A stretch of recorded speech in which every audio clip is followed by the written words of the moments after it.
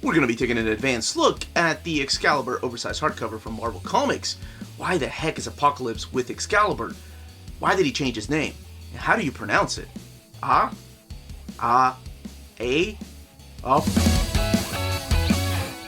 Welcome back, all you Minties. Before getting started, a huge thank you to David Gabriel and the folks at Marvel for sending us an advance copy of this oversized hardcover. This book is due out in the direct market on August 4th, and then a couple of weeks later in the book market. So, here we have our very first ongoing X title in oversized hardcover format. Yes, we've had House and Swords of X, but we'll talk a little bit about where this fits in here in a second. This has already been available in trade paperback format, not only just collecting Excalibur, but also with the Dawn of X trade paperback anthology series. So Excalibur can be collected in its own trade paperback format, in the Dawn of X trade paperback anthology format, or the oversized hardcover format. So, where does this fit in? Right between these two big events, House and Powers of X and X of Swords. As a matter of fact, when people ask me what should they read after House and Powers of X, the two titles I always recommend are X-Men, Adjectiveless X-Men, Jonathan Hickman's X-Men, or Excalibur. Because I think those are the most impactful that lead into this. Yes, don't get me wrong, freaking X-Force is amazing. I love it. Marauders is a lot of fun, but I think these two titles are the most important. So let's take a closer look at this. You saw the spine, and say what you will about those spines. They really do stand out on the bookshelf. You know what era of X-Men you're looking at when you see all those bright colors. And the back, same design that we've seen in the trade paperback collections. So this does collect issues 1 through 12 of Excalibur, the Dawn of X era of Excalibur. And the book retails for $34.99. Now, let's look under the dust jacket. Under the dust jacket, you have this very simple design. You have the Marvel logo on the spine, Excalibur, the creators, and Volume 1 down at the bottom. And on the actual bookboard itself, on the front and the backboard, you have the words Excalibur. So it's this dark green on light green. Let's get this book open and talk a little bit about this era. Okay, let's get this opened. Got some black bookend pages, the Excalibur logo again. There's all your credits. Tini, the main writer on the book, the only writer, Marcos Toe, and Wilton Santos, are the two artists, the pencilers. So this kind of gives you a brief breakdown as to what is going on in the Dawn of X era, why they all look different, and why Apocalypse is part of the team. So I never really like to talk about spoilers, but I feel like it's necessary to introduce you to these cast of characters. I'm skipping the last page there with Morgan Le Fay. But in order to talk a little bit more about this book, I do have to mention a few things about the Dawn of, or House and Powers of X. So just in case, calling it now, spoilers. Tiny bit of spoilers. I'll put a timestamp when you can come back when I'm just showing off the artwork. Alright, so spoilers. This all takes place during the Dawn of X era, meaning it's after House and Powers of X, where the mutants have their own nation now, the nation of Krakoa. You have good mutants, all bad mutants, everybody is singing Kumbaya on this island of Krakoa. That's right, the same island that was part of the giant-sized X-Men #1. And when I mean everybody singing Kumbaya, including this guy right here, Apocalypse. I'm sorry, the mutant formerly known as Apocalypse, he now refers to himself by his Krakoan name, which is just an A. So I don't know if he's A. Let me know how you pronounce his Krakoan name. But he's not the only one that joins Excalibur. We also have a new Captain Britain, because, well, Betsy Braddock and Quanon split up.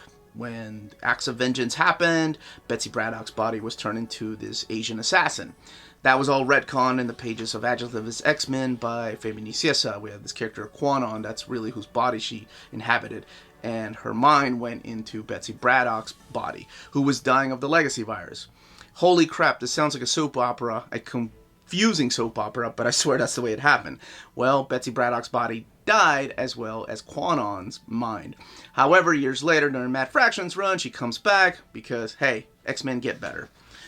So yes, that's also during this time too, they finally got tired of explaining how characters come back from the dead, so instead they just decide, you know what, We are all immortal. We can come back from the dead by using these cocoons on Krakoa, and 5 special mutants do it. But that's a whole different story. That's more about House and Powers of X.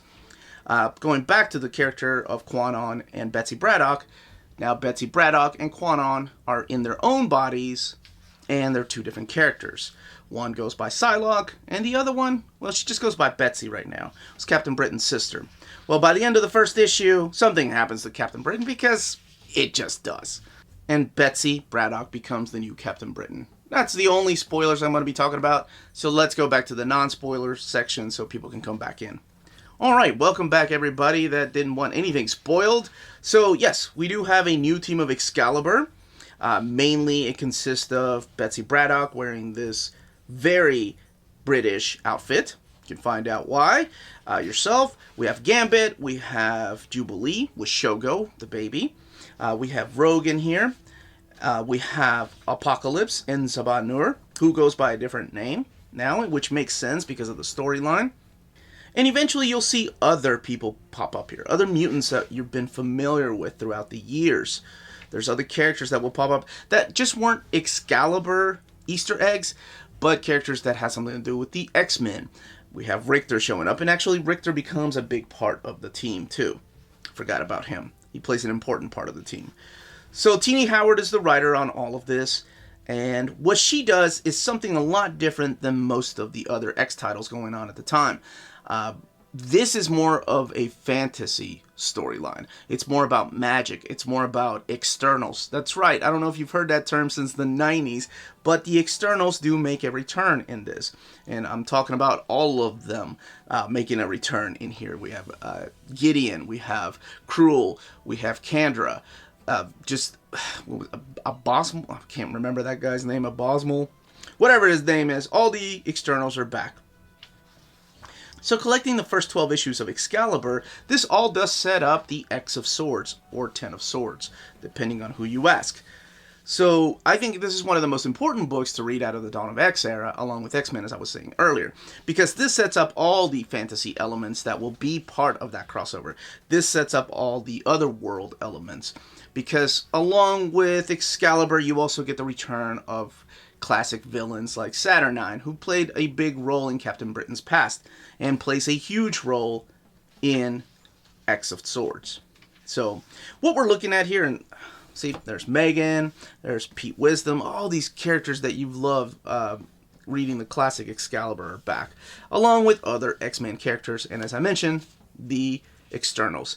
So, let's go back here, because I don't want to spoil what happens there towards the end. We'll look at a couple more pages. What we're looking at here is Marcus Toe's wonderful artwork. Now, the only other book I was familiar with him on was Joyride. He did a series called Joyride. He did some of the artwork on Nightwing, and I know some Batman. But this is the first time I've seen him do an ongoing series. And honestly, he has this very cartoony style that just works. They're kind of, really, a lot of these artists these days remind me of Stuart Eminem. They all have a very similar style, whether it's R.B. Silva, whether it's Pepe Larraz, or whether it's Marcus Toe. They have this almost Stuart Eminem style that Stuart Eminem evolved to. So I think that's really cool, because it took me a long time to appreciate that style. I think it's a lot more cartoony, and of course the colors have a lot to do with that. Alright, and then, like I said, it's also the return of the externals. That's crazy. So Cruel, Nicodemus was the other one I was missing. Absalom, that's that guy's name. And of course, the original Black Queen, Selene. Now, the book has 336 pages. It is oversized, meaning that the artwork is bigger than a trade paperback. It is printed at the iMac printer in Turkey, but it is sewn binding. However, not much of an eye there. I know it's an oversized hardcover. The pages they're a little bit thin. You can kind of see the other side of the page, especially when it's on white. Again, I always like to point out that my lights are pointing directly at the book, so your reading experience might be different, your lighting rather. But I also wanted to point out what the spread pages look like, and you're going to get just minimal gutter loss right there. Not very much, honestly. All the articles and notes are in here as well, just like in the trades. Let's look in the back for some extras. And on our way to the extras, something you may have noticed is that the covers all have a green tone. So they're not the actual covers because the colors are missing, but When you head to the back, this is where all the covers are in their original color by Matthew Wilson. And the standard edition covers are all supplied by Mahmoud Asrar. Alright, let's not look at all of those because some are spoilers. Let's look at some of the extras. So we do have some variant covers back here. Some are collected in full splash pages. I didn't know about this one. That's a hidden gem variant cover. So it's a recolored classic Alan Davis from issue number 1. Or no, The Sword is Drawn. The one-shot. And then some variant covers are collected as smaller thumbnails. Which I wish they were all splash pages, honestly. And no, Gwen Stacy does not appear in here. There was just Gwen Stacy month. Alright, but if you have any more questions, leave them down below. As far as me, that, as they say, is that. If you're interested in purchasing this book, don't forget to check out our sponsor. This episode is sponsored by CheapGraphicNovels.com, your online home for brand new graphic novels and collected editions up to 50% off cover price. They pride themselves on packaging your books so they arrive safely and in excellent condition, as well as prompt and helpful service. Check out the bargain deals for up to 90% off cover price. CGN is excited to announce that they are now taking pre-orders. They're making it easier for you to ensure that you don't miss out on the hottest releases. CGN is currently running a special promotion for you Minties. If you're a first-time customer, let them know that you were referred by Near Mint Condition at the checkout, and you'll receive a credit for free shipping on your next order. This promotion is valid for U.S. customers only. Cheap Graphic Novels, your source for the hottest books with the kind of deep discount and quality shipping and customer service that will keep you coming back for more. And that was the content, the page count, and the build of this hardcover. Let me know in the comments down below if you're picking it up, if you are happy with your trades or your Dawn of X anthology trades, or if you're hoping one day all of this era will be collected in some omnibus format. Again, this was the Uncanny Omar. Thank you all so much for watching. Don't forget to hit that like, subscribe button, ring that bell for notifications. We are on Patreon and on Spreadshop. Amazing ways to support the channel if you can do so. More importantly, everyone, stay healthy, stay safe. Much love.